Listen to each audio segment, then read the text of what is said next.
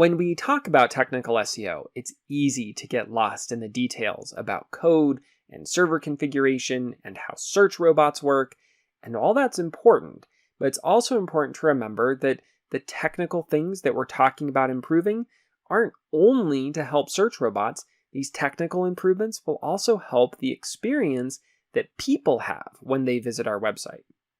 And because of that, we can discover technical problems that exist on our website by talking to the people who are visiting our website.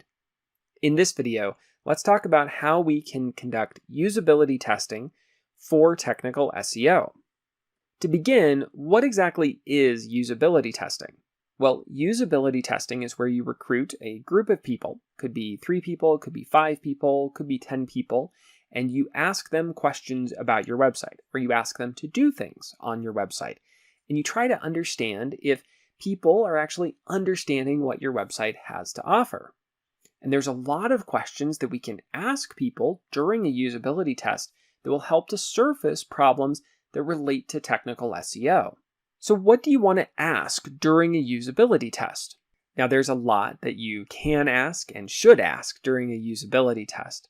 In this video, I'm only going to focus on the questions and things you should ask as part of a usability test that relate directly to technical SEO. If you are going to conduct usability tests, I encourage you to look out on the web and find other articles and other advice about other questions you can ask to really understand things about your website's usability. The first set of questions we want to ask during a usability test that relate to tech SEO is if people can find the content that they want to find. If people are struggling to find content on your website that they want to find, chances are robots are going to struggle to find that content too. One question I really like to ask is if you can find a page about a particular topic. So take a topic that you know you have pages about on your website and ask people to locate those pages.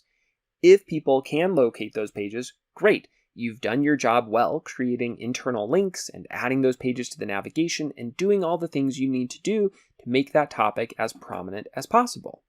However, if people cannot find a page about that topic when you know you do in fact have a page about that topic, then you have work to do to change how your navigation, your internal links are surfacing information about that topic. Along those same lines, you want to ask if certain pages don't seem to fit on the website. What seems out of place? What we're trying to get to on this question is that every page on your website should feel like it serves a purpose and it should be connected to a greater whole of the subjects your website is discussing.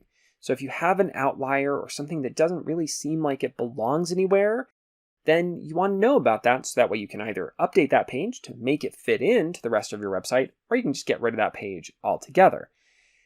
If you're the subject matter expert, if you're the one who really knows your website in and out, chances are you're going to struggle to find these pages because you really understand the nuances of how that page might be connected to something else.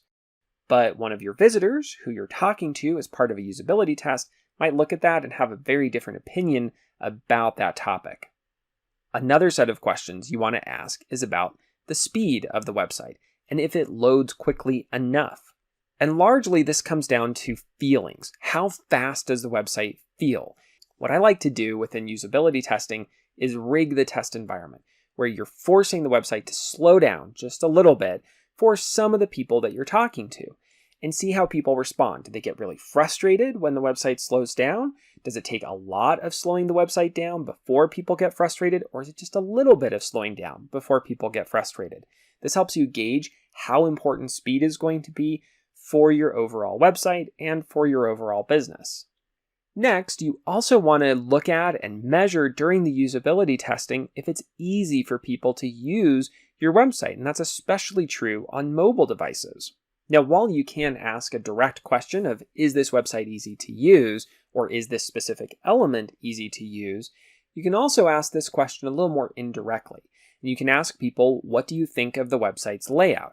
This opens up the question where maybe people will talk about the ease of use, or maybe people will talk about some other problem that they're struggling with that it's not making it hard to use, but they still don't like it, or they still find it off-putting in some way. Within the usability test, you can also gauge how people respond to different errors and bugs that happen on your website. Unfortunately, even on the best managed websites, errors are going to happen. You're accidentally going to link to a 404. Your server's going to crash. There's going to be a bug on a form that people are trying to submit, whatever that is. And so during a usability test, you want to rig your testing environment where errors will come up. Have some of your links go to a 404 page. Have some of the forms not work. Maybe have a server error page that comes up.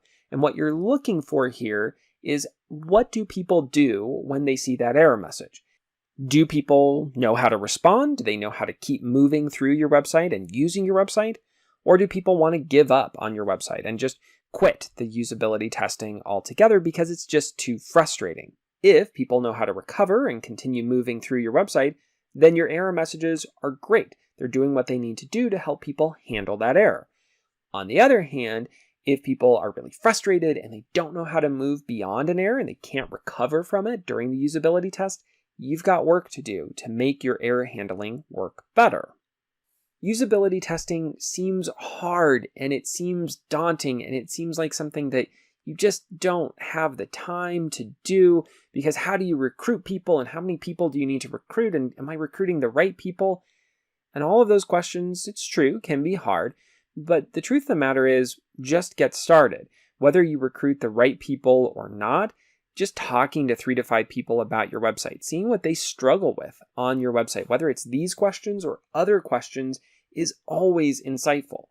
I have been blown away when I conduct usability testing for clients with how many things are revealed during the usability test, things that I never would have thought of, or things the client never would have thought of that are problems on the website. And it's a great way to discover those issues, both for your technical SEO items that we've talked about here, but also for your website overall. So I encourage you to get started with usability testing, even if it doesn't go perfectly on the first, second, third, fourth, fifth, sixth, seventh, however many tries it takes. Just get started with usability testing and start getting the information about the problems that people are encountering on your website. If you have questions about usability testing, or if you need help getting started with this, let me know. You can email me at matthew@elementive.com. If you liked this video and would like to see more like it from Elementive, please subscribe to our channel. Thank you for watching.